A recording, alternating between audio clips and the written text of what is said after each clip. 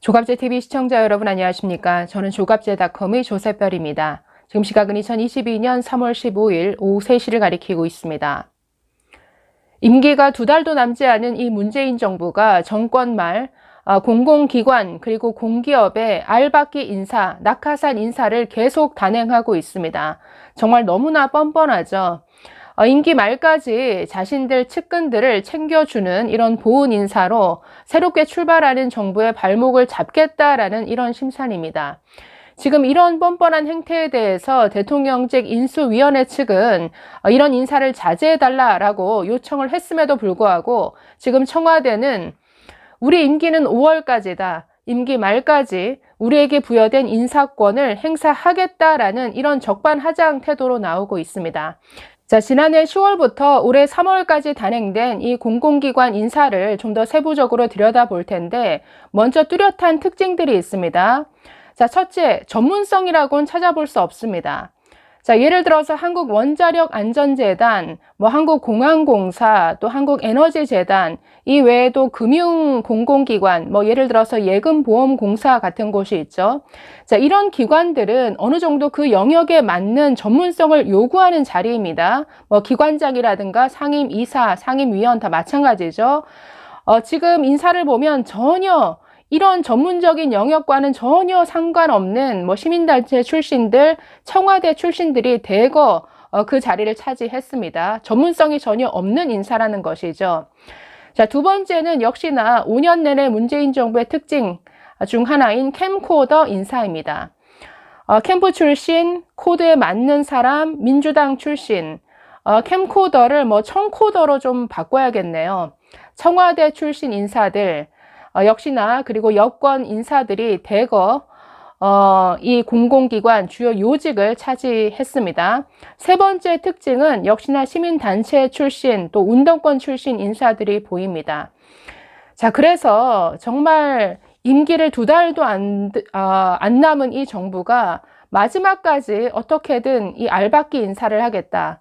이런 인사를 통해서 발목을 잡아보겠다. 이런 심산이 너무나 느껴지는데 자, 리스트를 한번 보시겠습니다. 먼저 공공기관장 인사를 한번 보시면 자, 조선일보 그 표인데 자, 보시면 윤도한 네, 누군지 아시죠? 대통령 그 청와대 국민소통수석이었습니다. 저 윤도한이라는 사람이 어디 갔느냐? 한국 IPTV 방송협회 협회장으로 갔습니다. 기관장으로 간 것이죠.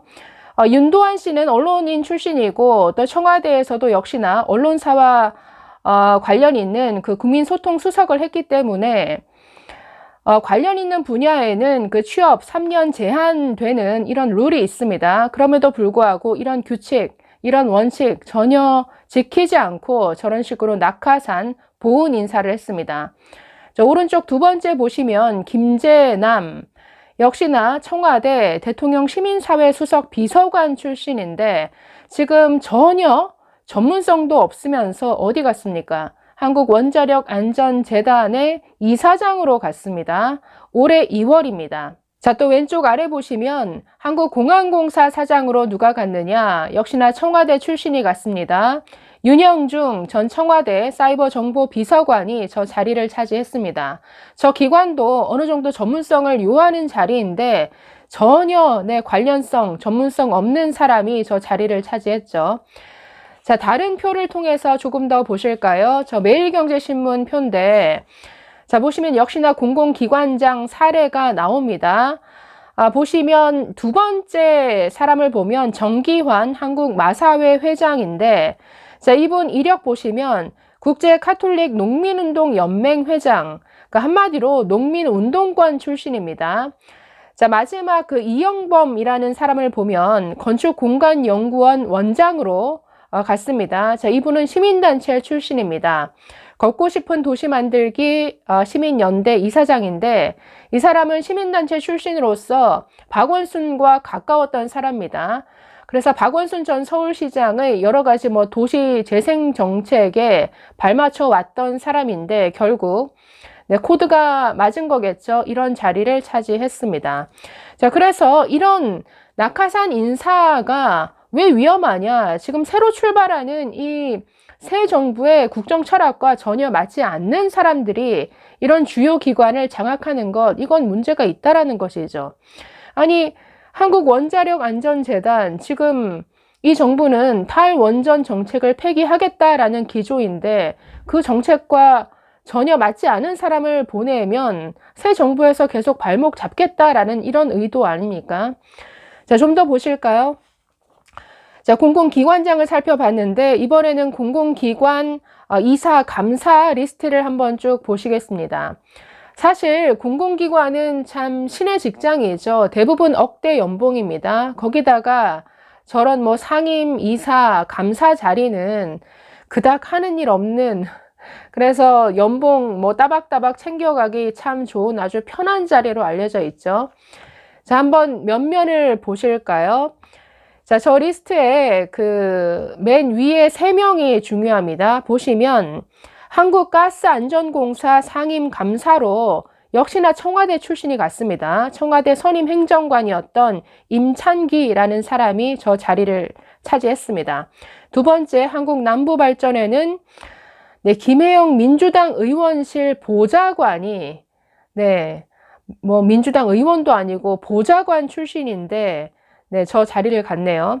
자, 세 번째는 한국남동발전의 상임감사로 간 명희진. 자, 이 사람은 김경수 전 경남지사의 정무특보를 했던 사람입니다. 자, 이 리스트의 나머지 부분 한번 쭉 훑어보겠습니다. 자, 네 번째부터 보시면 주영남 한국에너지재단 사무총장으로 갔는데 국무총리실 서기관 출신입니다.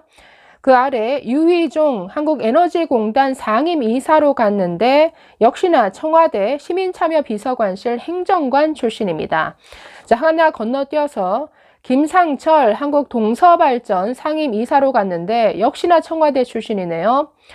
노무현 시절에 청와대에서 일했습니다. 국정홍보비서관실 행정관으로 일했었고, 자, 그 아래 신동화 한국도로교통공단 비상임 감사로 갔는데 윤호중 민주당 의원실의 보좌관 출신이 또 이런 자리까지 갑니다. 자, 마지막 황재운 그랜드코리아 레저 비상임 인사 이달에 예정되어 있다라고 하는데 정세균 전 총리의 또 보좌관 출신입니다. 그래서 이 리스트 면면을 보면 정말 마지막까지 이 인사권을 가지고 정말 측근들, 이 청와대 출신들, 민주당 보좌관들까지 다 한 자리씩 챙겨주는, 악착같이 챙겨가는 이런 모습을 볼 수 있죠. 뭐 이런 인사들이 곳곳에 포진해 있으면서 이 새 정부의 발목을 잡겠다라는 뭐 이런 의도 아니겠습니까? 너무나 뻔뻔한데 지금 이 대통령직 인수위원회 측은 이런 인사를 자제해달라, 인사를 하게 될 경우에 우리와 좀 협조를 해달라고 요청을 했음에도 불구하고 아주 적반하장식으로 나오고 있습니다. 오늘 청와대에서는 이런 요구에 대해서 마지막까지 대통령이 가진 이 인사권을 그대로 행사하겠다, 이런 식의 반응을 보이고 있습니다. 자, 이외에도 가장 전문성이 요구되는 공공기관 중 하나가 금융공기업이죠. 자, 예를 들어서 한국자산관리공사라든가 예금보험공사 등이 있습니다. 자, 여기에도 친정부 인사들이 줄줄이 임명이 됐는데 예금보험공사가 16명으로 가장 많습니다. 이 외에도 한국자산관리공사, 신용보증기금, 산업은행에 각각 9명이 임명이 됐고 한국주택금융공사 8명, 서민금융진흥원에 6명, 중소기업은행에 4명, 예탁결제원에 2명 등이 줄줄이 낙하산으로 임명이 됐습니다. 뭐 최근에는 20조 원 규모의 그 뉴딜 펀드를 운용하는 한국성장금융의 또 기관장, 그 이사진을 선임하려다가 인수위 측의 반발로 무산이 된 바 있습니다. 뉴딜 펀드 전면 개편을 추진하고 있으니까 전혀 맞지 않는다라는 것이죠. 그래서 그 한국성장금융 그 내부적인 반발이 있어서 철회가 됐는데 지금 뭐 이런 내부적인 반발이 없는 기관에서는 그대로 청와대가 하는 인사를 밀어붙일 이런 가능성이 매우 높습니다. 이 문제를 놓고 윤석열 당선인과 문재인 대통령이 만나서 독대를 할 예정이라고 하는데 글쎄요, 이 부분도 좀 정리가 되어야죠. 막판까지 이 문재인 정부는 정말 참 뻔뻔함, 이런 내로남불의 모습을 그대로 보여주고 있는 것 같습니다. 감사합니다.